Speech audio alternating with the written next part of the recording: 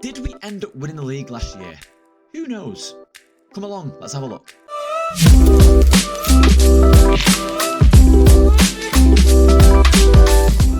Hi, it's Matt from FM24 and today I'm going to give you an overview of what last season was like for us.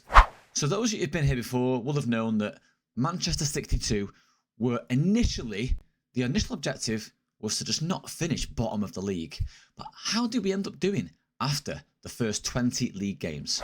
Okay, so as you can see right here, we finished third overall across the first 20 games. However, that isn't where it ends. You see, in Gibraltar, you play everybody twice. You get 20 league games out of the way, and then what happens is the top 6 break off into what they call a championship group. Now, it's in here that we did qualify for this, and as you can see, we were 4 points off the leaders at the time, which were Lincoln.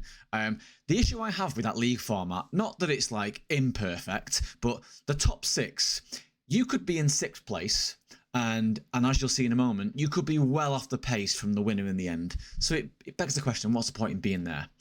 And then you could get situations in future maybe where actually the team in first place can't mathematically be caught anywhere from second down for them last 5 or 6 games once the breakaway league begins.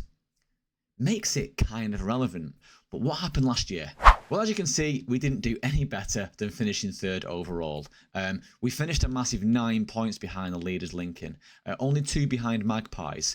Now, we did qualify for the Europa Conference League qualifiers, and I'll come to how that went and how that's going in a moment. But first and foremost, I thought I'd take a look at why are Lincoln so good in this league.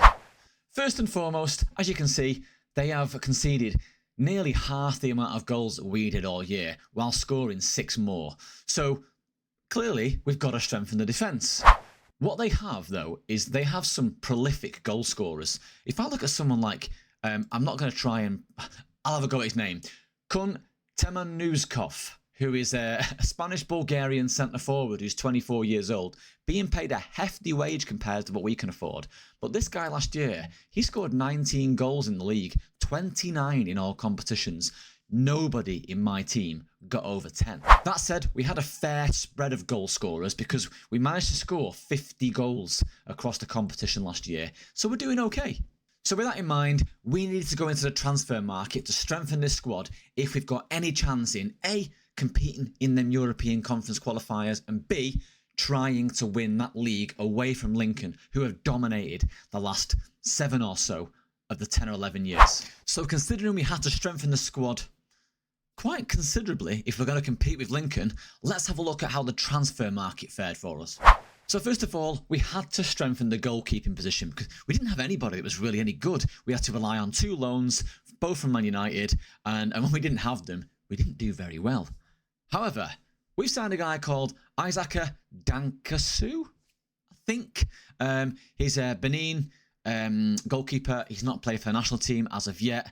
He is 22 years old. He's labelled as first choice goalkeeper, and we brought him in because, given his scout report, he looks like he could be a leading Football League player in the future.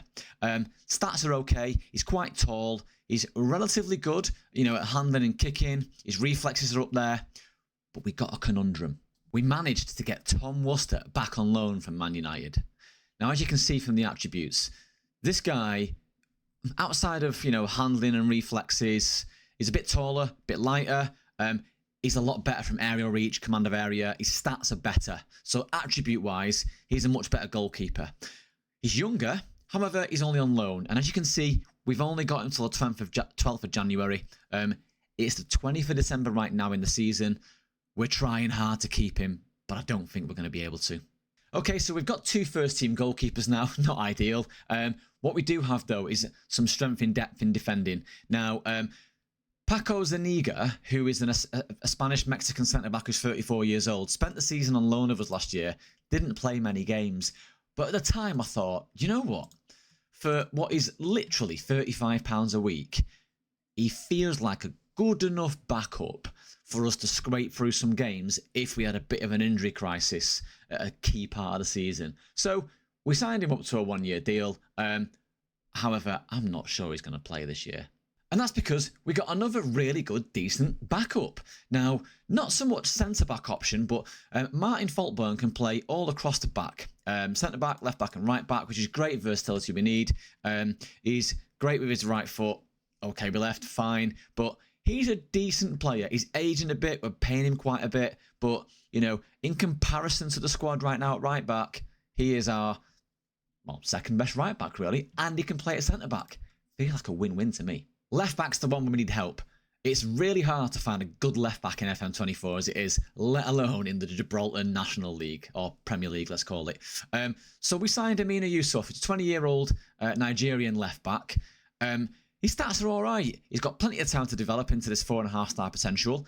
So hopefully, with some improvements to our facilities over the years, we can start to get the most out of this guy at left back. This fella came in midway through last year, but as you can see, again, 22, young, paid relatively low amounts. His stats are decent for a 22-year-old centre-back in this league. He is going to be one of the greats for us, hopefully. I'm going to renew his contract very shortly. But at this early age, 6'3", bit of a monster, good jumping reach, good heading, marking and tackling. Position is decent. He is a solid centre-back for us that will only develop further in the future. And lastly in defence, our new full-back, which is Olamilekan Odorinde, I think. 19-year-old right-back.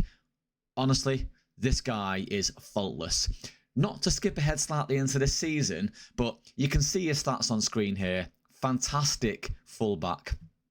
Yes, he's very one-footed, but I don't need to worry about playing him anywhere else. He is that good here. His form, as you can see, has been exceptional. And if I was to tell you this guy this year, I think he's our top scorer. This is why he has been so far the signing of the season, right? In this game against Lynx, we beat them convincingly 7-0. But our new fullback scored 3 goals and got 3 key passes in this game. What a guy. Look at this goal he scores here. What a banger, honestly. Now onto the midfield. We strengthened this quite substantially. Christopher Pearson came in at the back end of last season and he's been phenomenal for us. 21-year-old ball-winning midfielder. He's brilliant, right? He's a great all-rounder in midfield. He can play various different positions. He's a great penalty taker, albeit he missed one last game. And so far, he's up there with one of the best players in our squad, really. We got Renell Young from Liverpool on loan, 18-year-old right winger. He's rapid, he's fast, he can finish. He's only on loan until the middle of January, unfortunately. I'm trying to extend that, but I don't think I'll be able to, which means then it gives some of the older players that were playing well last year, Akale, for example, a chance to get back in contention in this squad to hopefully continue the momentum for the rest of the year. We signed Graham Turilla at the back end of last season as well. He's been okay. I got him mainly for his homegrown status, if I'm honest, because I'm struggling with homegrown players right now because so many have left and we're yet to get some of the youth developing into the first team. So I got him for that. He's a good guy to have around. He's a great leader. He's currently captain. So yeah, I mean, he'll do for now. But the midfield coup of the season is Sam Mather. This guy is literally a Scholes replica. He came on loan from Man United last year to us. He only came for a few months, played really, really well. So guess what happened?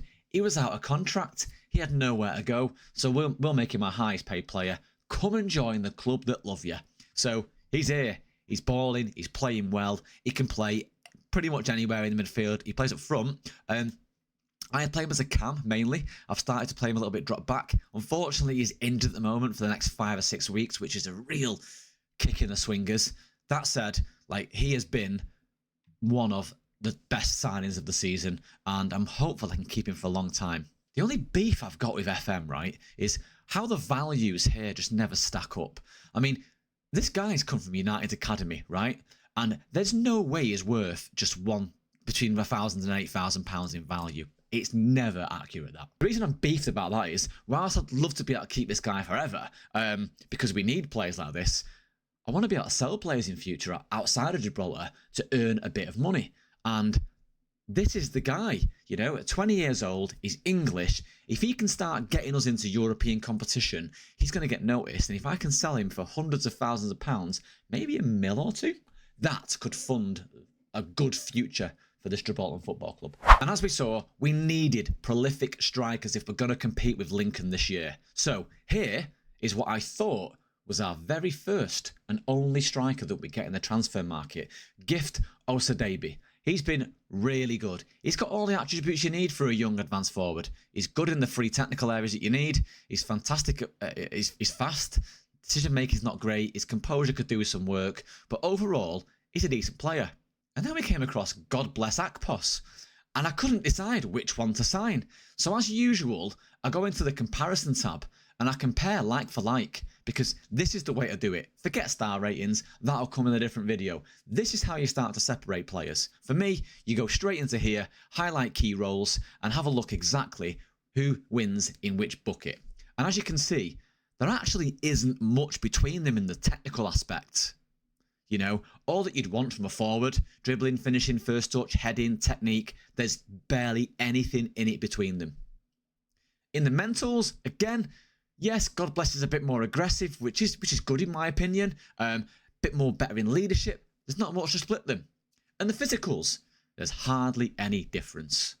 So even though I currently only play one up top, it was stupid not to sign them both. And we did. And so far, relatively good. Not perfect, but okay. So that's our transfer window. So, what's it done so far halfway through the new season? Have we bedded in? Have we played well? And are we catching Lincoln? Let's have a look. You better believe we are. We're top of the league 10 games in. Played 7, drawn 2, lost 1. Oh, and I'm really bitter about losing that game as well. We went on a fantastic run of form. In fact, you know, we won the first 5 games straight. Pre-season was good, but let's not worry about that. It's only friendlies.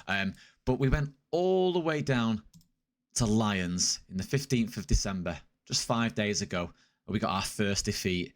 And that was a real bogey game for us. No one played really well. Terrible, really. What was interesting, though, is the upcomings, is that a word? Of this guy. Our 16-year-old wonder kid, Jamie Victor. Our 6 foot, £25 a week centre-back who is going to develop into a beast, I'm telling you. A little bit concerned that he's not very consistent or versatile. Consistency, I'm confident that's a trait that can diminish over time if they get regular form, higher average ratings form for seasons upon seasons. That can diminish, I'm confident. Let me know in the comments if I'm wrong there. What I do know is that the guy's brave, he always performs well, he can improve a lot, and he's homegrown at club. So we've played really well. And in the league, we are literally matching pound for pound Lincoln. They're on 23 points, as are we. They've won the same amount, drawn the same amount, lost the same amount. However, they have scored a couple of more goals than us, but that's life. Who's bothered? They've conceded a few more as well, because you can see goal difference is exactly the same. And this season, our aspirations are to become a top 3 club, which I think we'll do comfortably. I'm confident we're going to win the league this year. Unfortunately, though, we did have our first foray into Europe for a very small period of time. You would have noticed that on the fixture screen a moment ago. We went into Europe all excited and full of beans, mentally. Physically and logistically, not so well. We have pitched against a team called Paid LM, who are based out of the Estonian Premier League. And on paper, prior to this game, we could have competed really well. Unfortunately, this fell slap bang between the end of season. This fell between the window of signing players, registering players. And unfortunately, I had to register players for the competition before I strengthened the squad. Therefore, I had no one to pick from. We had a made-up goalkeeper in net. Just because, again, when you're low on club numbers and homegrown players, FM throws you a bone and creates players for you to use. So the keeper was rubbish. Even though, you know, he didn't get the worst rating in the game, he was rubbish. None of our forwards could play that we'd signed. None of the strengthened players that we could play, apart from Sam Mather, none of them could play. It was dreadful. So we took a 3-1 deficit into the second leg, and I thought, well, you know what? Can we rescue it? The answer is no. We lost 2-1 away. It's fine. We got about 175 grand for competing in 2 games. So it was a good boost of income for us. Gives us a flavour of what we need to think about for next year in Europe, albeit. But I do think this year with this squad, when we get into this point next year, we'll get past this comfortably. So that is us. So far, so good. We're heading into January. It's near Christmas in the save right now. So the aim now is to strengthen where we're going to lose out, because we're going to lose Renell Young and we're going to lose Tom Worcester, both loanees going back to their parent clubs. Can I get 2 more loanees in to help? Who knows? What I do know is this: we are going to fight till the bitter end to keep up with Lincoln. If you want to come and see that happen, come and join us over at Twitch. I stream there probably most nights, mainly as a minimum Monday, Wednesday, Friday, but come along and follow, and hopefully I'll put a season review for this year up in the next few days, which might see us win the league. If you've liked that, please do drop me a like and subscribe. Leave comments on what you think about the save so far and your players that we've got. And thank you very much for watching.